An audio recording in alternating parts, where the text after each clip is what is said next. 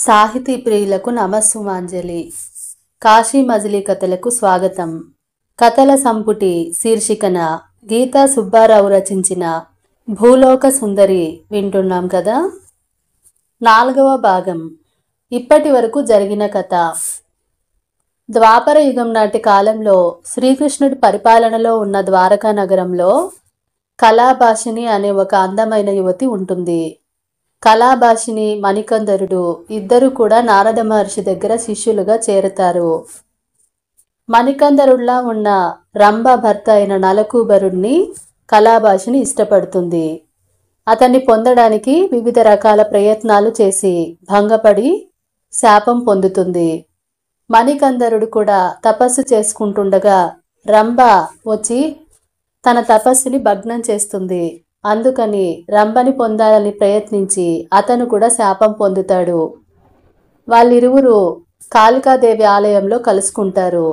కళాభాషిని బలి ఇచ్చి ఎన్నో శక్తుల్ని పొందాలని సిద్ధుడైన మణిస్తంభుడు ప్రయత్నిస్తుంటాడు. అక్కడే ఒక ముసలిదాని రూపంలో ఉన్న సుముఖాసత్తి బలి అయ్యి మరి యవ్వనివతిగా మారుతుంది. అప్పుడు మణికందరుడు కళాభాషిని ప్రేమిస్తున్నట్టు చెప్తాడు.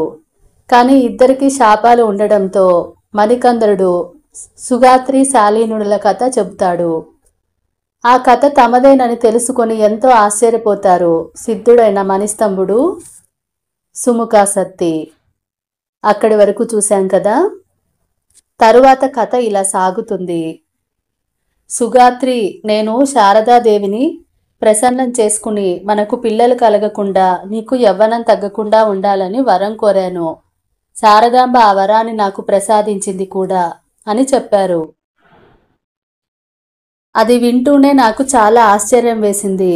ఎందుచేతనంటే నేను కూడా అంత క్రితం శారదాదేవిని ప్రసన్నం చేసుకుని ఒక ముద్దుల కొడుకుని ప్రసాదించమని వేడుకున్నాను. అందుకు ఆ దేవి సరే అలాగే అంటూ వరం ఇచ్చింది. మరి మేము కోరుకున్న 2 వరాలు ఒకదానికొకటి విరుద్ధం కదా. ఆ వరాలు ఎలా సంభవం? దేవి నాకు కూడా ఒక వరం ఇచ్చిన సంగతి ఆయనతో చెప్పాను. అది వింటూనే ఆయన మండిపడుతూ భర్త దైవంతో సమానమంటారు. అటువంటి నాకు తెలియకుండా నాతో మాట మాత్రంగానైనా చెప్పకుండా వరం కోరుతావా? అయితే నా వరం మాటేమిటి? ఇది జరగని పని అంటూ ఆయన గబగబా వెళ్ళి అమాంతం అడుగులోకి దూకేశాడు. ఇదే ఆ రహస్యం. అది విన్న మణికందరుడు, అమ్మా సందేహం లేదు, ఈయనే శాలీనుడు. నువ్వు చెప్పిన సంగతే ఆయన కూడా చెప్పారు అన్నాడు. అది వింటూనే సుముఖాసత్తి మణిస్తంభుడి పాదాలకు నమస్కరించి, నన్ను క్షమించండి, ఇంతకాలం ఆలయంలో ఉంటూ కూడా మిమ్మల్ని గుర్తించలేకపోయాను.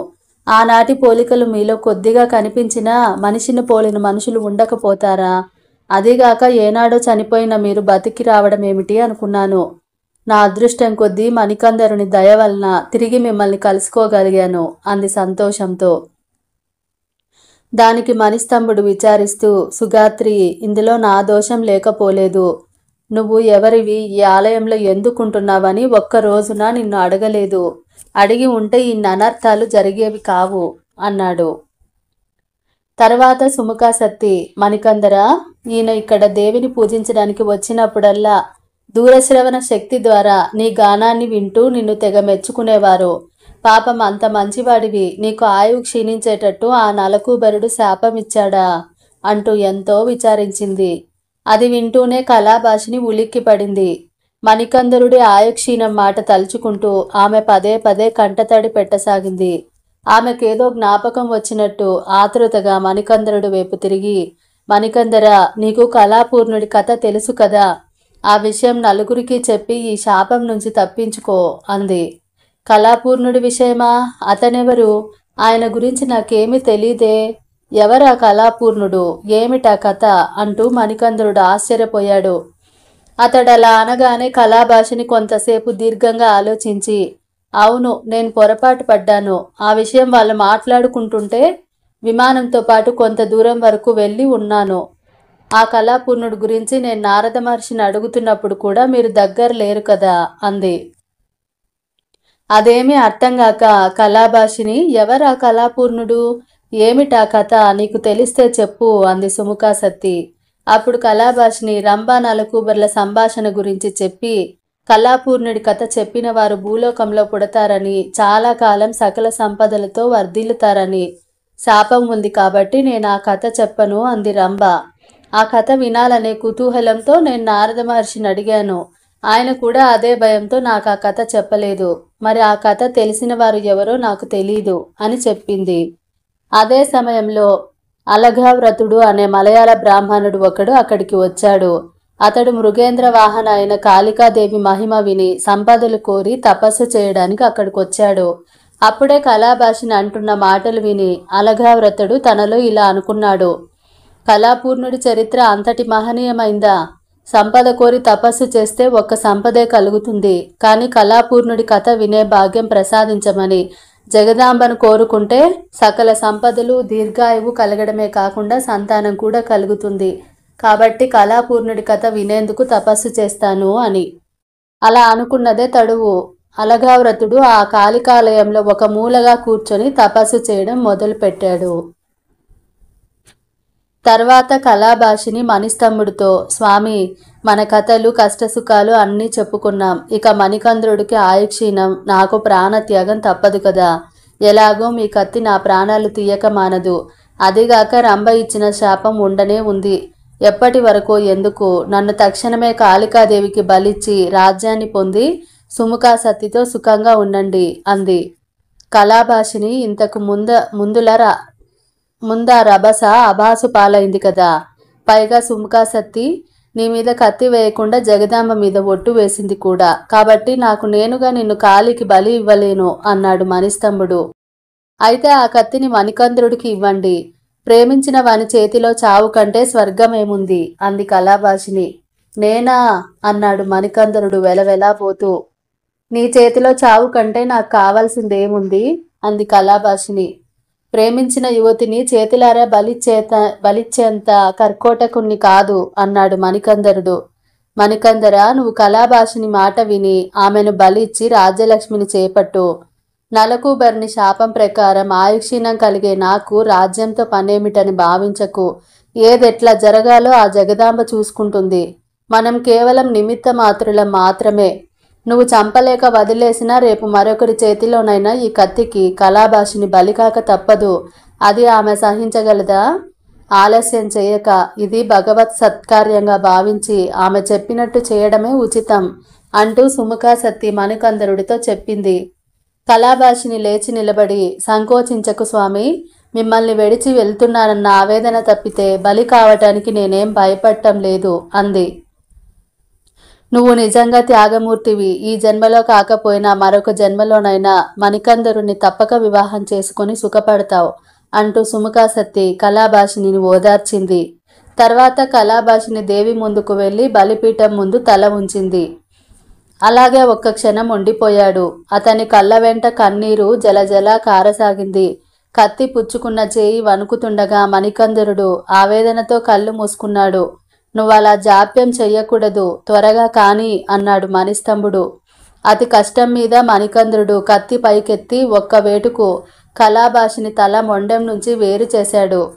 ఆ వెంటనే ఆకాశంలో పెద్ద మెరుపు మెరిసింది. గుడి గంటలు వాటంతట అవే గనగన మ్రోగాయి. గుడి యావత్తు కాంతితో నిండిపోయింది. ఆ వెంటనే కాళికాదేవి అక్కడ ప్రత్యక్షమైంది. మణికందర, సాహసంతో బలిచ్చావే కాని బలిచ్చే ముందు కొంత ఆలస్యం చేశావు కాబట్టి నీకు రాజ్యం కూడా ఆలస్యంగానే ప్రాప్తిస్తుంది. కానీ నువ్వు ఈలోగా ఈ జన్మ చాలించవలసి వస్తుంది. మరు జన్మలో నువ్వు పుట్టడమే యువకుడిగా పుడతావు. అప్పుడే నీకు రాజ్యప్రాప్తి కలుగుతుంది. ఇకపోతే కళాభాషిని మంచి సాహసం చేసింది.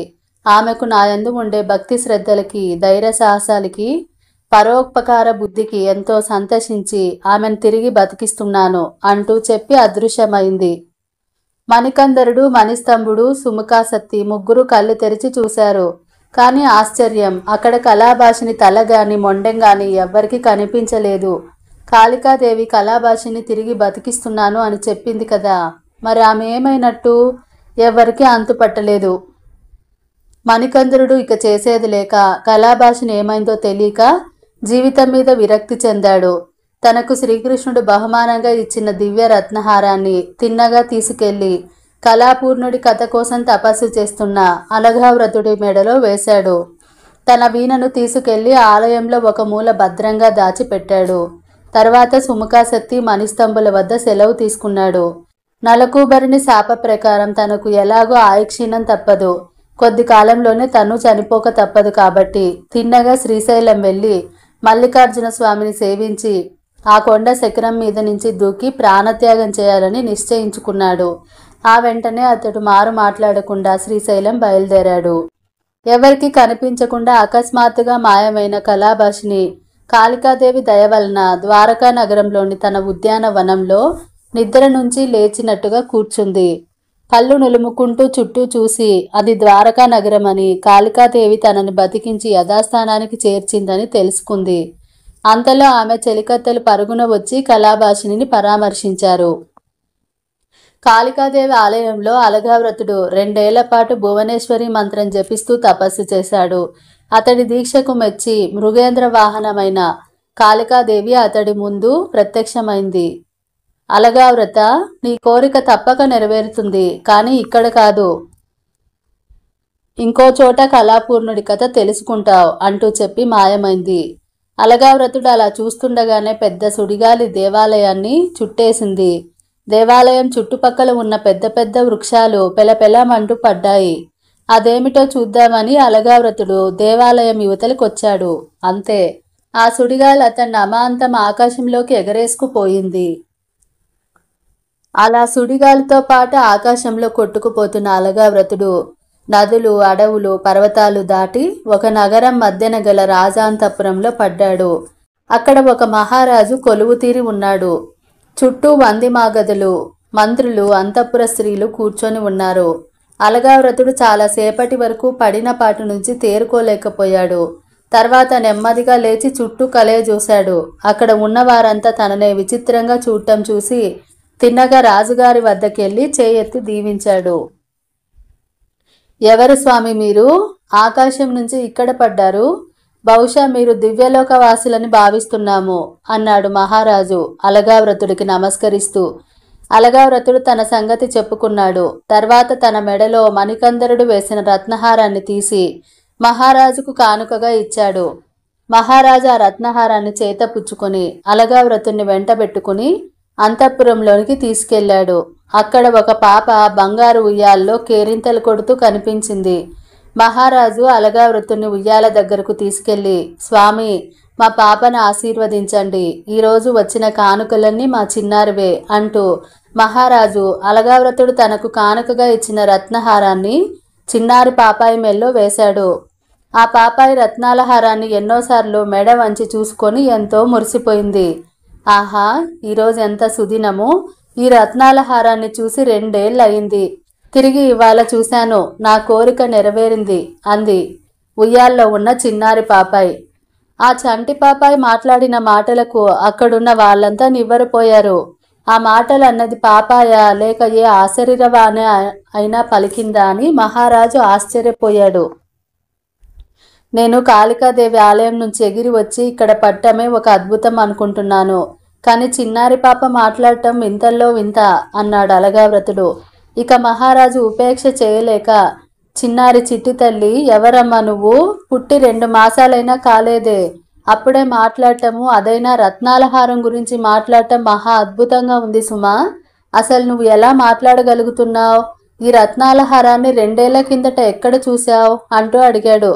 దానికి ఆ పసిపాప నవ్వుతూ, మహారాజా, కిందటి జన్మలో నేను ఈ రత్నహారాన్ని చాలాసార్లు చూశాను అంది. అయితే నువ్వు క్రిందటి జన్మలో ఎక్కడ పుట్టావు? నీ వృత్తాంతం ఏమిటి? వివరంగా చెప్పు, వింటాము అన్నాడు మహారాజు. అప్పుడు ఆ పాపాయి తన పూర్వజన్మ వృత్తాంతం ఈ విధంగా చెప్పసాగింది. మహారాజా, గత జన్మలో నేనెవరైంది చెప్పడానికి ముందు అంతకుముందు జన్మలో ఎవరో ఆ వృత్తాంతం ఏమిటో చెప్పడం ముఖ్యము. ఆ జన్మలో నేను చదువుల తల్లి సరస్వతీదేవి ఎంతో అనురాగంతో పెంచుకునే ముద్దుల చిలుకను. ఆ చిలుక జన్మలో నేను చేసిన తెలివి తక్కువ పనికి శాపం పొంది భూలోకంలో మానవ జన్మ ఎత్తాను. ఆ శాపానికి కారణం ఉంది. ఆ శాప కారణం చెప్పే సందర్భంలో మీకు ఒక పవిత్రమైనది, ఆయురారోగ్య వంశాభివృద్ధి అయ్యేటువంటిది అయిన ఒక దివ్య కథ చెబుతాను అది కూడా వినండి. చెప్పినందువల్ల నా జన్మ కూడా తరిస్తుంది. నేను సత్యలోకంలో సరస్వతీదేవి దగ్గర చిలుకగా ఉంటున్నప్పుడు ఒక రోజున సరస్వతీదేవి ఒంటరిగా ఉద్యానవనానికి వచ్చింది. ఆమెకు ఏమీ తోచక సరోవర తీరంలో ఒక రాతి బండ మీద కూర్చుని ఏదో దీర్ఘంగా ఆలోచించసాగింది. అంతలో అక్కడికి బ్రహ్మదేవుడు కూడా వచ్చాడు. ఆయన సరస్వతీదేవి ఏమరపాటును చూసి అలికిడి కాకుండా వెళ్ళి ఆమె వెనుక నించున్నాడు. నెమ్మదిగా ఆమె భుజం మీద చెయ్యి వేశాడు. పరాగ్గా ఉన్న సరస్వతీదేవి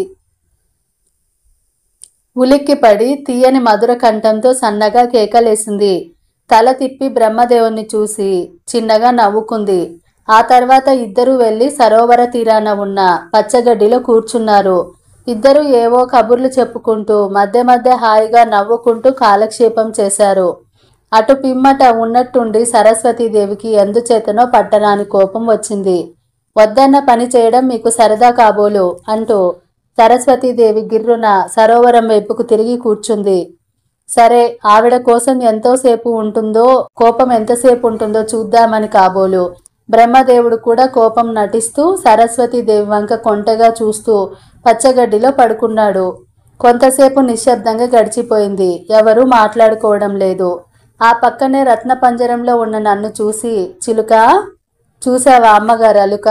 ఆమె మాట్లాడకపోతే పోయే, నువ్వైనా నాతో ఇష్టాగోష్ఠిగా మాట్లాడరాదా అన్నాడు బ్రహ్మదేవుడు. అంతపాటి దాని నా స్వామి అన్నాను నేను. నీకేం బహు తెలివైన దానివి, నాకేమీ తోచడం లేదు. ఏదైనా ఒక కథ చెప్పు, వింటాను అన్నాడు బ్రహ్మదేవుడు. బ్రహ్మదేవ, సృష్టికర్తలు మీరు, అటువంటి మీకు నేను కథ చెప్పడమా? అనుకోకపోతే మీరే ఒక కథ చెప్పండి, వింటాను అన్నాను. దానికి బ్రహ్మదేవుడు అటు తిరిగి కూర్చున్న సరస్వతి దేవి వంక ఓరకంట చూసి నవ్వుతూ అలాగే చెబుతానంటూ ఒక కథ చెప్పడం మొదలుపెట్టాడు. కాసారపురంలో జలాపూర్ణుడు అనే రాజు ఉండేవాడు. అతడు మిగిలిన రాజులందరినీ జయించి చక్రవర్తి అయి రాజ్యపాలన చేస్తున్నాడు. అంతేకాదు, అతడు పుట్టుకతోనే యువకుడిగా పుట్టాడు. అతడికి స్వభావుడు అనే సిద్ధుడు ఎర్రటి మణిని, విజయాన్ని సాధించే విల్లుని, ఎన్ని బాణాలు తీసినా తరగని అంబుల పొదిని ప్రసాదించాడు. ఇలా ఉండగా ఒకసారి మదాశయుడు అనే రాజు ధీరబావుడు అనే మంత్రి సహాయంతో కళాపూర్ణుణ్ణి ఎదుర్కొన్నాడు. కళాపూర్ణుడు ఏమాత్రం జంకకుండా తన విల్లంబుల సహాయంతో ధీరబావుణ్ణి ఒక్క ఊపులో అవతలికి విసిరేశాడు. దానితో మదాశయుడు వచ్చి కళాపూర్ణుడి కాళ్ళ మీద పడి శరణు కోరాడు. కళాపూర్ణుడు అతన్ని క్షమించి అతని భార్యని తనకు సేవకులుగా చేసుకున్నాడు. అంతవరకు కథ వింటున్న సరస్వతీదేవి నవ్వుతూ, ఏమే, ఇంతకీ ఆ కళాపూర్ణుడి తల్లిదండ్రులెవరో, అతనేమయ్యాడో కనుక్కో అంది నాతో. నేను సరేనంటూ బ్రహ్మదేవుని ఆ సంగతే అడిగాను. ఆ తర్వాత కళాపూర్ణుడు అభినవ కౌముది అనే అమ్మాయిని వివాహం చేసుకున్నాడు. అతని తల్లిదండ్రులెవరో చెప్పమంటావా? తల్లి మనస్తంభుడు, తండ్రి సుముఖాసక్తి అంటూ చెప్పాడు బ్రహ్మదేవుడు. అది వింటూనే సరస్వతీదేవి నవ్వు ఆపుకోలేక పకపక నవ్వేసింది. ఆమె తర్వాత ప్రసన్న వదనంతో బ్రహ్మదేవుడి వైపు తిరిగి, స్వామి, ఇంతలోనే ఇన్ని తప్పులు తబ్బిబ్బులునా అంటూ మళ్ళీ నవ్వింది. ఆ నవ్వు బలవంతాన ఆపుకొని, ఏమిటేమిటి, మళ్ళీ చెప్పండి. అతని తండ్రి ఆడది, తల్లి మగవాడునా? ఆశ్చర్యంగా ఉందే. పోనీ అలాగే కానివ్వండి. ఆ తర్వాత కథ ఏమిటో కూడా చెప్పండి, విందాం అంటూ సరస్వతీదేవి తొందర చేసింది. బ్రహ్మదేవుడు కూడా తన భార్య కోపం పోయినందుకు లోలోపల సంతోషిస్తూ మిగిలిన కథ ఇలా చెప్పసాగాడు. ఆ తర్వాత కథ ఏముంది? కళాపూర్ణుడికి ఒక మంత్రి ఉన్నాడు. అతడి పేరు సస్త్వదాత్ముడు. ఆ మంత్రి అంగదేశంలోని క్రముక కంఠోత్తరం అనే నగరంలో కళాపూర్ణుడికి పట్టాభిషేకం చేశాడు. మదాశయుడు ఆ నగరానికి బంగారు కోట కట్టించి అతని భార్యతో సహా కళాపూర్ణుడికి సేవ చేస్తున్నాడు. కళాపూర్ణుడి దగ్గర ఉన్న మణిని దర్శించడం వల్ల మదాశయుని భార్య అయిన రూపానుభూతికి మధురలాలస అనే కుమార్తె కలిగింది. ఒకసారి కళాపూర్ణుడికి ఎందుచేతనో మదాశయుడి మీద విపరీతమైన కోపం వచ్చింది. కళాపూర్ణుడికి తన మీద అకారణమైన కోపం వచ్చిందని, ఇక అక్కడ ఉండటం భావ్యం కాదని విచారిస్తూ కుటుంబ సహితంగా మధ్య దేశానికి వెళ్ళిపోయాడు. అక్కడకు వెళ్ళిన తర్వాత ఎందుచేతనో పసికందైన మధురలాలస చిక్కిపోయింది. అంచేత గత్యంతరం లేక మదాశయుడు తిరిగి క్రముక కఠోత్తరపురానికి వచ్చేశాడు. కళాపూర్ణుడిని చూసిన మధురలాలస తిరిగి ఒళ్ళు చేసింది. మధురలాలస పెరిగి పెద్దదైన తర్వాత కళాపూర్ణుడు ఆమెను వివాహం చేసుకున్నాడు. ఆ తర్వాత అంటుండగానే సరస్వతీదేవి, చాలు చాలు ఇక ఆపండి. నేనేమో మీరింకా ఏదో కథ చెబుతున్నారని అనుకున్నాను. ఇదంతా నా గురించి వర్ణించి చెబుతున్నారని ఇంతవరకు గ్రహించలేకపోయాను. బాగుంది, ఎవరైనా వింటే నవ్వుతారని కూడా ఆలోచించరేమండి అంది లోలోన ఆనందిస్తూ పైకి కోపంగా. లేదు లేదు, నేను నిజంగానే కథ చెబుతున్నాను అన్నాడు బ్రహ్మదేవుడు. ఎందుకండి అబద్ధాలు ఆడతారు? మీ కథకు అర్థం చెప్పమంటారా? కాసారం అంటే సరస్సు కాబట్టి ఈ సరస్సుని కాసారపురం అని. నేను అటు తిరిగినప్పుడు సరస్సులో పడిన నా ముఖ ప్రతిబింబాన్ని చంద్రుడిగా భావించి కాసారపురంలో కళాపూర్ణుడనే రాజు ఉన్నాడని అన్నారు. నేను అందరికంటే అందంగా ఉన్నానని చెప్పడానికి బదులు అతను మిగిలిన రాజులందరినీ జయించి తానే చక్రవర్తి అయి రాజ్యాన్ని పరిపాలిస్తున్నాడని అన్నారు. నా ఎర్రని పెదవులను ఒక మణిగాను, నా కనుబొమ్మలను విల్లుగాను గుచ్చుకునే చూపులను బాణాలుగాను భావించి ఇవి స్వభావ సిద్ధంగా ఉన్నాయనడానికి బదులుగా స్వభావుడు అనే సిద్ధుడు కళాపూర్ణుడికిచ్చాడు అని చెప్పారు. నా చూపులు మీ ధైర్యాన్ని కోపాన్ని తరిమేశాయనడానికి మారుగా కళాపూర్ణుడు ఎదిరించిన ధీరభావుణ్ణి విల్లంబులతో దూరంగా విసిరేశాడని చెప్పారు. మీ కథ విని నేను నవ్వుతూ ఉంటే నా నవ్వును వెన్నెలగా భావించి అభినవ కౌముదే అనే అమ్మాయిని కళాపూర్ణుడు వివాహం చేసుకున్నాడని అన్నారు. తర్వాత అని ఇంకా ఏదో చెప్పబోతున్న సరస్వతీదేవితో, చాలు చాలు, దేవివారు అంతటితో ఆపితే మంచిది అన్నాడు బ్రహ్మదేవుడు.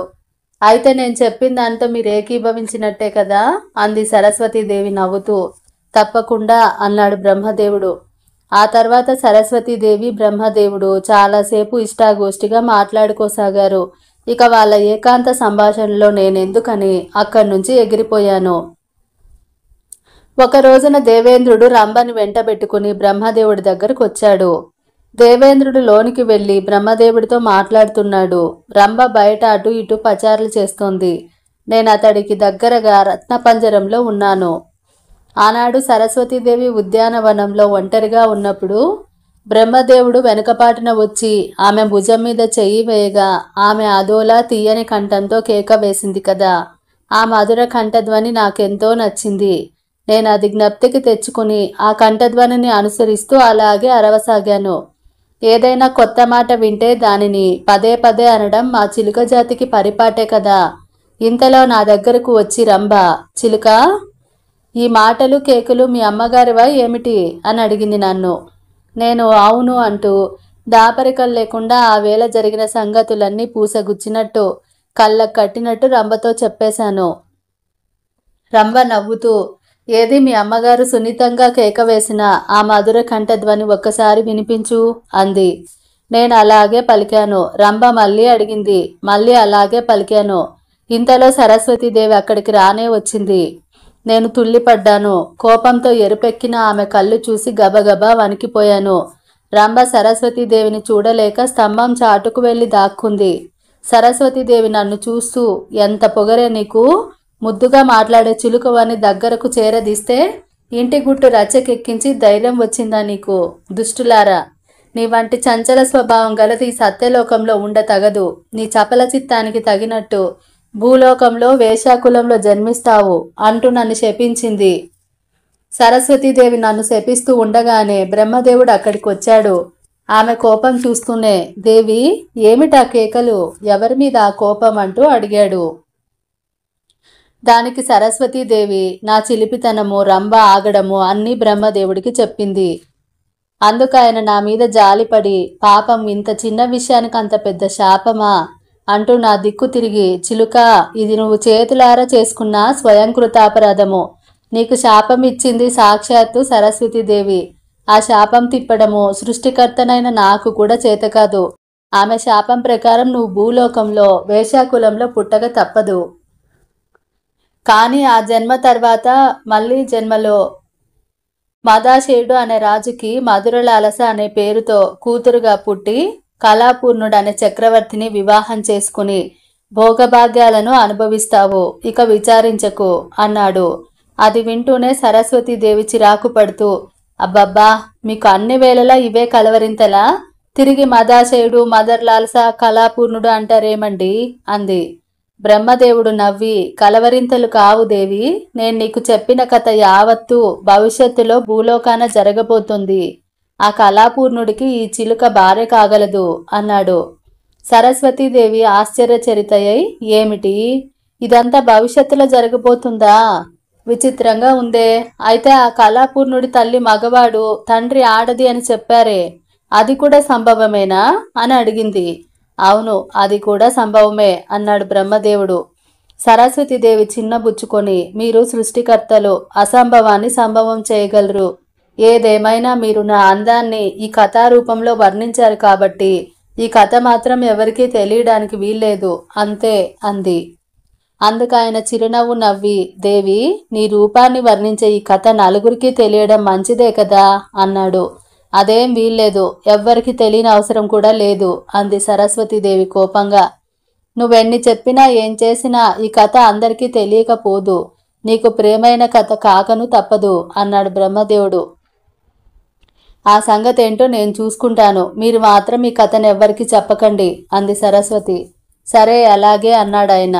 ఈ చిలుక వేషగా పుట్టిన తర్వాత దీనికి పూర్వస్మృతులేవి జ్ఞాపకం ఉండవు అంటూ సరస్వతీదేవి చుట్టూ ఒకసారి కలయజూసి, ఈ రంభ ఎక్కడా అంది. దాంతో రంభ గజగజ వణికిపోతూ వచ్చి సరస్వతీదేవి పాదాల ముందు మోకరిల్లిపోయింది. సరస్వతీదేవి రంభ దీనావస్థను చూసి జాలిపడి, రంభ, ఇప్పటి వరకు జరిగిన సంభాషణ వింటున్నావు కదా, ఈ కథ ఎవరికైనా చెప్పావో జాగ్రత్త అంటూ హెచ్చరించింది. ఆ తర్వాత ఈ కథ ఎలా వ్యాప్తి చెందుతుంది అన్నట్లు బ్రహ్మవంక విజయగర్వంతో చూసింది. వెంటనే బ్రహ్మదేవుడు, ఇక ముందు ఈ కథని చెప్పిన వారు విన్నవారు కూడా భూలోకంలో ఆయురారోగ్యాలతో సకల సంపదలు కలిగి భోగభాగ్యాలు అనుభవిస్తున్నారు అంటూ పూర్తి చేశాడు.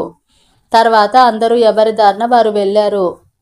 నేను సరస్వతీదేవి ఇచ్చిన శాపం ప్రకారం ద్వారకా నగరంలో వేశ్యాకులంలో పుట్టాను అని బంగారు ఉయ్యాల్లో ఉన్న చిన్నారి పాప చెప్పి, ఆ తర్వాత తాను కళాభాషినిగా పుట్టి పెరిగిన వృత్తాంతం యావత్తు మహారాజుకు అలగావృతుడికి చెప్పి సంతోషం కలిగించింది. ఆ విధంగా సరస్వతీదేవి శాపం ప్రకారం వేశ్యాకులంలో కళాభాషినిగా పుట్టి శాపం అనుభవించాను. బ్రహ్మదేవుడి ఆశీర్వాదం ప్రకారం తిరిగి నేను ఈ జన్మ ఎత్తాను. కిందటి జన్మలో కళాభాషినిగా ఉన్నప్పుడు ఈ రత్నాల హారాన్ని కృష్ణ పరమాత్ముడు మణికందుడికి బహుకరించాడు. దీన్ని నేను మృగేంద్ర వాహన అయిన కాళికాదేవి ఆలయంలో చూశాను. తిరిగి 2 ఏళ్ల తర్వాత దీన్ని ఇక్కడ చూస్తున్నాను అంటూ చిన్నారి పాప తన కథని ముగించింది. అది వింటూనే అలగావ్రతుడు చేతులు జోడించి ఆ చిన్నారికి నమస్కరించాడు.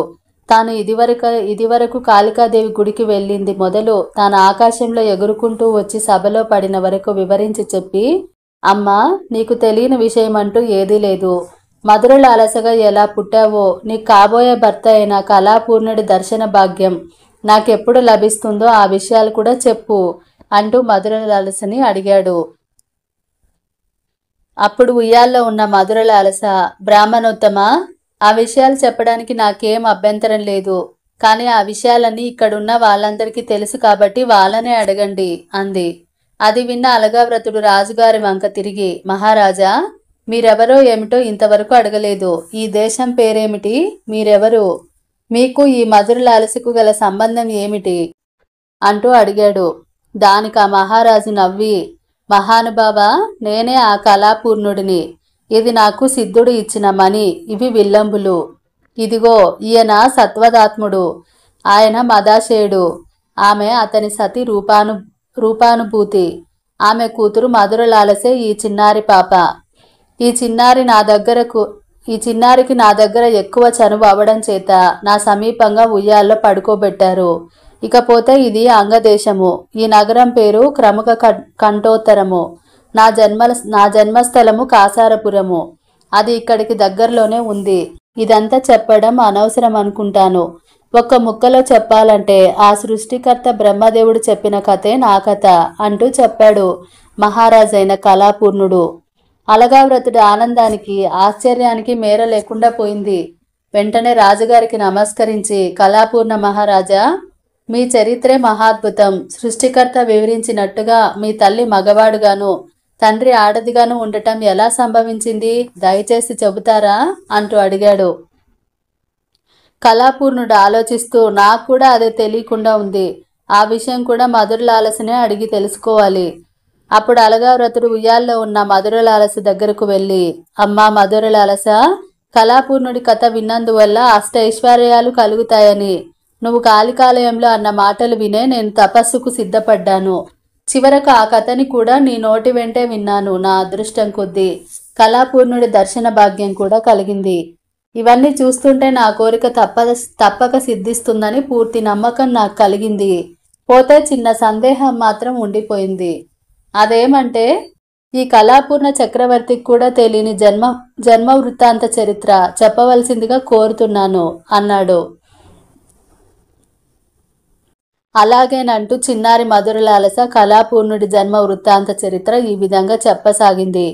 బ్రాహ్మణోత్తమ, మీరు కాళికాలయానికి వచ్చినప్పుడు నాతో పాటు మణిస్తంభుడు అనే సిద్ధుణ్ణి, అతని భార్య సుముఖాసత్తిని చూసే ఉంటారు.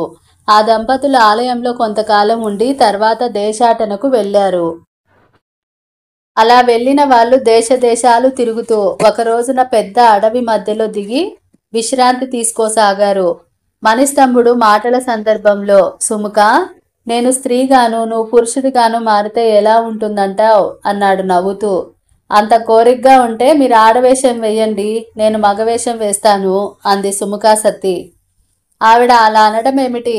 మణిస్తంభుడు సుముఖాసత్తిగాను సుముఖాసత్తి మణిస్తంభుడుగాను మారడమేమిటి? ఒక్కసారే జరిగిపోయాయి.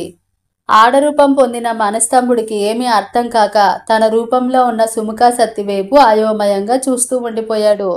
అప్పుడు సుముఖాసత్తి ఏదో గుర్తు తెచ్చుకొని, ఉండండి, ఇలా ఎందుకు జరిగిందో ఇప్పుడు జ్ఞాపకం వస్తుంది.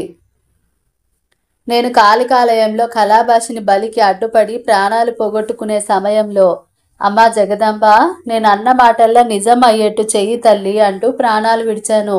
అక్కడ కాళికాలయంలో ప్రాణాలు విడిచేవారు అవసాన కాలంలో కోరిన కోరికలు నెరవేరుతాయని శాసనంలో ఉంది.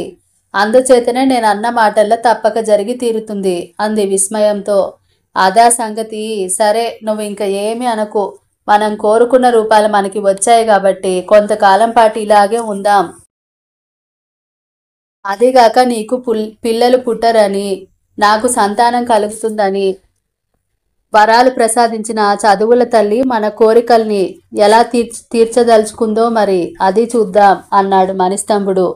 ఆ తర్వాత వాళ్ళు రూపాలతో పాటు పేర్లు కూడా మార్చుకున్నారు. తిరిగి దేశాటన ప్రారంభించారు. వాళ్ళలా దేశాలన్నీ తిరుగుతూ కాసారపురం చేరుకున్నారు. స్వామి, ఈ కాసారపురంలో కొన్నాళ్ల పాటు ఉందాం అన్నాడు సుముఖాసత్తి రూపంలో ఉన్న మణిస్తంభుడు. సరే అంది మణిస్తంభుడి రూపంలో ఉన్న సుముఖాసత్తి. ఇద్దరు తమ వాహనమైన సింహాన్ని అడవిలో వదిలి నగరంలో ప్రవేశించారు. కాసారపురంలో రాజైన సత్వదాత్ముడు సుముఖాసత్తి అందచందాలు చూసి ఆమెను వివాహమాడాలని నిశ్చయించుకున్నాడు. ఆ ఉద్దేశంతోనే వాళ్ళను ఆహ్వానించి తగిన విధంగా సత్కరించి ఆదరించాడు. ఆ తర్వాత ఆమెకు వివాహమైనట్లు తెలుసుకొని బలవంతాన తన కోరికను చంపుకున్నాడు. అయినా సుముఖాసత్తిని చూసి అయినా ఆనందించవచ్చుననే తలంపుతో వాళ్ళను తన అంతఃపురంలో ఉండాల్సిందిగా కోరాడు సత్వదాత్ముడు. అందుకు వాళ్ళు సరే అన్నారు. సత్వదాత్ముడు ఆ దంపతులకు చక్కని భవనాన్ని, దాసదాసి జనాన్ని ఇచ్చి ఏ లోటు రాకుండా చూస్తూ తాను కూడా 2 పూటలా వచ్చి సుముఖాసత్తిని చూసి వెళ్తున్నాడు. అలా ఉండగా సుముఖాసత్తి రూపంలో ఉన్న మణిస్తంభుడు గర్భం ధరించాడు.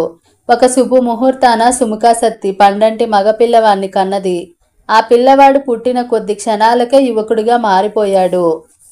ఇక్కడితో కథను ఆపుతున్నానండి. తరువాయి భాగం నెక్స్ట్ ఎపిసోడ్లో విందాం. మీకు గనక కథ నచ్చినట్టయితే తప్పకుండా లైక్ చేయండి, మీ బంధుమిత్రులకు షేర్ చేయండి, సబ్స్క్రైబ్ చేసుకోవడం మర్చిపోవద్దు. అంతవరకు సెలవు తీసుకుంటూ మీ కల్పన.